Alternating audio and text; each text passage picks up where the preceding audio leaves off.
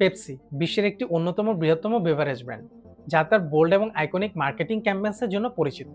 কিন্তু 2017 সালে একটি মার্কেটিং মিস্টেক তাদের জন্য এতটাই ব্যাকল্যাশ নিয়ে আসে যে তাদেরকে 24 আওয়ার্সের মধ্যে মার্কেটিং ক্যাম্পেইনটি উইথড্র করতে হয় এবং একটি পাবলিক অ্যাপোলজি দিতে হয়।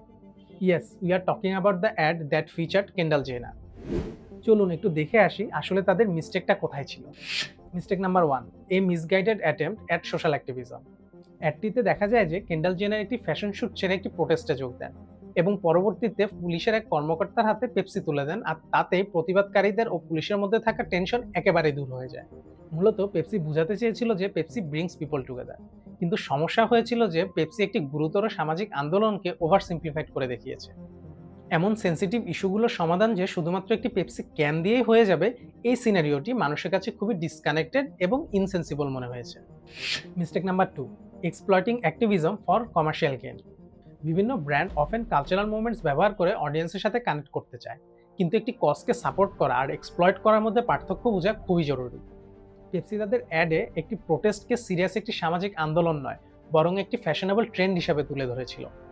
তারা ব্ল্যাক লাইভস ম্যাটারের মতো গুরুত্বপূর্ণ আন্দোলনগুলো শক্তিশালী ইমেজেরি ব্যবহার করেছিল, কিন্তু বাস্তবে কোনো অ্যাক্টিভিস্ট বা কমিউনিটির জন্য কোনো রকম সাপোর্ট দেয়নি। ফলে মানুষের কাছে মনে হয়েছিল যে পেপসি আসলে কোনো সাপোর্ট করছে না, বরং শুধুমাত্র বিজনেস পারপোজে এই সিরিয়াস ইস্যুটাকে ব্যবহার করছে। Mistake number 3, choosing the wrong messenger. পেপসির উচিত ছিল বাস্তব অ্যাক্টিভিস্টদের ফিচার করা, কিন্তু তারা বেছে নিয়েছিল কেন্ডাল জেনারকে, যার সোশ্যাল জাস্টিস মুভমেন্টসের সাথে সরাসরি কোনো ধরনের কানেকশনই ছিল না। তাই অনেকেই এই ব্যাপারটাকে একজন সেলিব্রিটির আন্দোলনের হিরো সাজার প্রচেষ্টা হিসেবে দেখেছে, যেখানে তিনি এমন একটি আন্দোলনের অংশ হয়েছিলেন যা তার বাস্তব জীবনের অভিজ্ঞতার সাথে মিলে না। বিশেষ করে পুলিশ অফিসারকে পেপসি তুলে দেওয়ার দৃশ্যটি বাস্তব জীবনের একটি বিখ্যাত প্রোটেস্ট মুভমেন্টের অনুকরণে তৈরি হয়েছিল, যা অনেকের কাছে মনে হয়েছিল যে পেপসি এই আন্দোলনকে সমর্থন করার পরিবর্তে উপহাস করছে।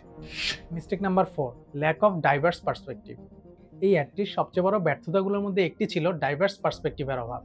অ্যাডটি তৈরির প্রক্রিয়া যে টিমটি কাজ করেছিল সেখানে যে বাস্তব অ্যাক্টিভিস্ট বা সোশ্যাল জাস্টিস মুভমেন্টসের সঙ্গে সরাসরি যুক্ত কেউ ছিল না, এটি সম্পূর্ণ স্পষ্ট। যদি টিমের মধ্যে ডাইভার্স এক্সপিরিয়েন্সের মানুষ থাকতো, তাহলে নিশ্চয়ই কেউ না কেউ অ্যাডটির সেন্সিটিভিটি ও বাস্তবতা থেকে বিচ্ছিন্নতা সম্পর্কে আগেই সতর্ক করত। এই ব্যর্থতাই প্রমাণ করে যে একটি ব্র্যান্ডে বৈচিত্র্যময় টিম থাকা কতটা জরুরি। Pepsi's ad wasn't just a marketing mistake, it became a case study in how not to approach social activism.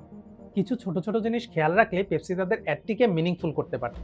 যদি তারা বাস্তব অ্যাক্টিভিস্টদের পরামর্শ নিত, ডাইভার্স পার্সপেক্টিভ ইনক্লুড করত এবং শুধুমাত্র চিত্র তুলে ধরার পরিবর্তে সত্যিকার অর্থেই যদি কজটিকে সাপোর্ট করত। This campaign teaches us that in marketing you can not fake a purpose, people will see through it.